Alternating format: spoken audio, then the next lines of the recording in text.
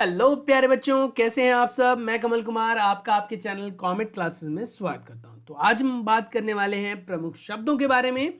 ये प्रमुख शब्द वो शब्द हैं बेटा जिनसे आप लोगों की परिभाषाएं पूछी जाती हैं। ये प्रश्न आपके 10 नंबर के बनाकर आते हैं बेटा।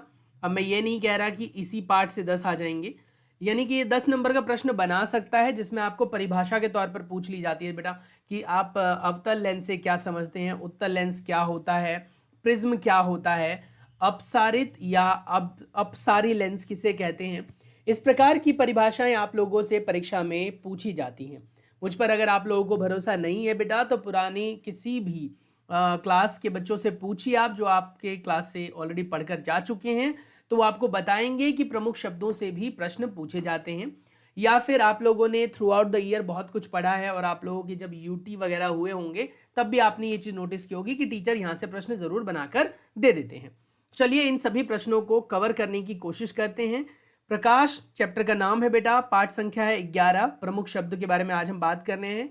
एनसीईआरटी सिलेबस से साइंस यानी विज्ञान का ये पाठ है। ये सभी जो प्रमुख शब्द आपको स्क्रीन पर दिखाई दे रहे हैं इन सबको आज हम कवर करने वाले हैं।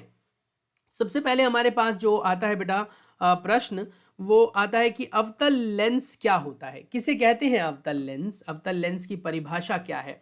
तो कहता है क्या कि यह एक ऐसा लेंस होता है जो किनारे पर मोटा तथा बीच में पतला होता है। यह लेंस प्रकाश किरणों को अपसारित करता है, इसीलिए इसे हम अपसारी लेंस भी कहते हैं, जिससे वे दूर प्रतीत होते हैं। इसका उपयोग दूरदर्शी चश्मों दूरबीन में होता है, यानी दूरदर्शी वगैरह बनाने के लिए इसका इस्तेमाल किया जाता है। नेक्स्ट आता है अवतल दर्पण। अवतल दर्पण मतलब कॉन्केव मिरर।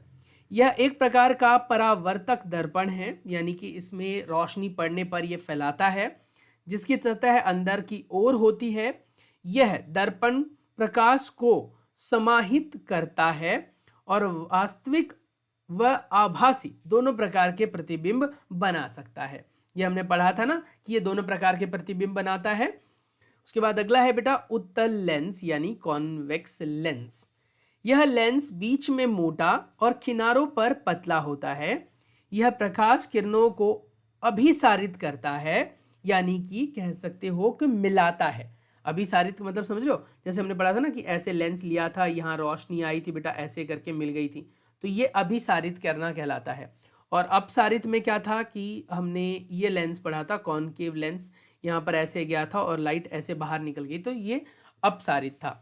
तो ये अभिसारित करता है। इसका उपयोग माइक्रोस्कोप, कैमरा और आवर्धक शीशों में किया जाता है। नेक्स्ट आता है उत्तल दर्पण यानी कॉन्वेक्स मिरर।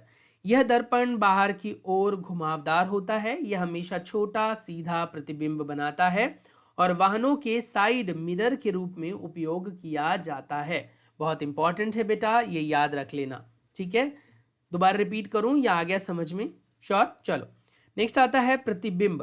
प्रतिबिंब किसे कहते हैं, क्या होता है प्रतिबिंब? जब प्रकाश किसी सतह से टकराकर वापस परावर्तित होती है और एक बिंदु पर इकट्ठा होकर किसी वस्तु का चित्र या प्रतिबिंब बनाती है तो उसे हम प्रतिबिंब कहते हैं। नेक्स्ट आता है बिंब। बिंब यानी कि ऑब्जेक्ट। यह वास्तविक वस्तु या स्रोत जिसे देखकर प्रतिबिंब बनाया जाता है, यानी जिसकी मदद से प्रतिबिंब बेटा बनता है। नेक्स्ट है आवर्धक लेंस यानी मैग्नीफाइंग लेंस। यह उत्तल लेंस होता है जो वस्तु के आकार को बड़ा दिखाने के लिए प्रयोग किया जाता है। पहले के लोग इसका इस्तेमाल हस्तरेखा को देखने के लिए करते थे। नेक्स्ट आता है आपके पास पश्च दृश्य दर्पण यानी रियर व्यू मिरर, जो आपके गाड़ियों के बगल में लगा होता है। यह उत्तल दर्पण होता है जिसे वाहन में पीछे का दृश्य देखने के लिए उपयोग में लाया जाता है। नेक्स्ट आता है बेटा प्रिज्म। प्रिज्म प्राय शीशे या प्लास्टिक का बना होता है। यह कांच किसी पारदर्शी सामग्री का त्रिभुजाकार टुकड़ा होता है जो प्रकाश को अपवर्तित करके रंगों में विभाजित करता है। तो हमने पढ़ा था ना कि जब इंद्रधनुष के बारे में हमने जाना था तब हमने इसके बारे में पढ़ा था बेटा। अब हम बात करेंगे बेटा इंद्रधनुष यानी रेनबो के बारे में। यह सूर्य के प्रकाश के पानी की बूंदों पर अपवर्तन और परावर्तन के कारण बनने वाला 7 रंगों का प्राकृतिक दृश्य है। अब यहाँ पर बहुत बड़ा प्रश्न पूछा जाता है बेटा, और वो प्रश्न ये है कि जो हमारा ये होता है, क्या कहते हैं अपन, रेनबो फॉर्मेशन, यानी कि त्रिभुज, इंद्रधनुष का जो बनना होता है, ये क्या सिर्फ परावर्तन के कारण होता है या अपवर्तन भी होता है? तो बेटा इसमें दोनों ही चीजें होती हैं, परावर्तन और अपवर्तन दोनों ही होती हैं, याद रखना। ठीक है। इसके बाद आता है वास्तविक प्रतिबिंब। क्या होता है? ऐसा प्रतिबिंब जो पर्दे पर प्राप्त होता है जो हमेशा उल्टा होता है। ये भी बहुत इंपॉर्टेंट बात है, नोट डाउन करना है तो बेटा कर लो, हमेशा ये उल्टा बनता है। आभासी प्रतिबिंब यानी वर्चुअल इमेज, ऐसा प्रतिबिंब जो पर्दे पर प्राप्त नहीं होता, यह हमेशा सीधा होता है।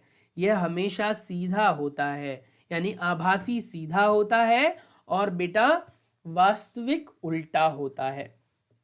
गोलीय दर्पण यानी स्फेरिकल मिरर, ये वे दर्पण होते हैं जिनकी सतह किसी गोले की भांति होती है, जैसे उत्तल और अवतल दर्पण। उसके बाद है अभिसारित यानी कि कन्वर्जिंग, जब प्रकाश किरणें किसी बिंदु पर मिलती है तो उसे अभिसारित कहते हैं।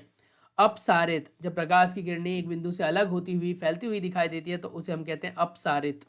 अभिसारी लेंस, उत्तल लेंस को हम अभिसारी लेंस कहते हैं क्योंकि यह प्रकाश की किरणों को एक बिंदु पर केंद्रित करता है। अपसारी लेंस अवतल लेंस होता है क्योंकि यह प्रकाश की किरणों को एक बिंदु से अलग अलग बिंदुओं में फैलाता है।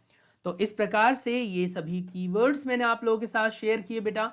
आप चाहो तो इसका स्क्रीनशॉट ले सकते हो, बैठकर आराम से इसे पढ़ सकते हो, लिख सकते हो और बेटा अपने टीचर को दिखा सकते हो, चेक करवा सकते हो। बाकी अगर आपको कोई भी ऐसा पॉइंट लगा हो जो नहीं समझ में आया बेटा, तो मुझे कमेंट करके बताओ, मैं आपको वो पॉइंट दोबारा अगली किसी भी वीडियो में बैठकर समझा दूंगा। चलिए मिलते हैं नेक्स्ट वीडियो में, तब तक के लिए अपना बहुत सारा ख्याल रखिए। लगभग 7 से 8 मिनट के अंदर हमने इस पाठ के प्रमुख शब्दों को कवर कर लिया, और मान लीजिए यहां से कि 2 प्रश्न भी हमसे पूछे जाते हैं तो कम से कम 2 नंबर तो हम बना ही रहे हैं, है ना। तो चलिए मिलते हैं नेक्स्ट वीडियो में। Stay tune, take care, bye bye, love you.